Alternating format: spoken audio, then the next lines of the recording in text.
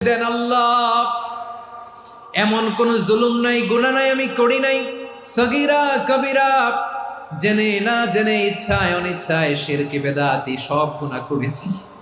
আল্লাহ, আকাশের নিচে জমিনের উপরে আমার চেয়ে বড় গুনাহগার আর কেউ নাই।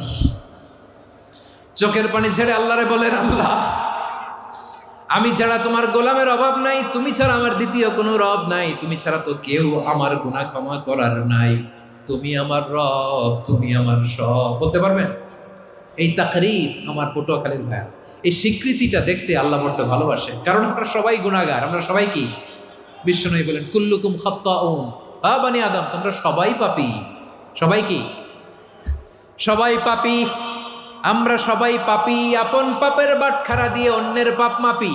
আমরা যে পাপী এটা ভাবতে মনে চায় না কারো, খালি অন্যের পাপ দেখি আমরা, এটা ভুল। ওর এই পাপ, ও পাপী, ও জালেম, ও জাহান্নামী, এরকম একটা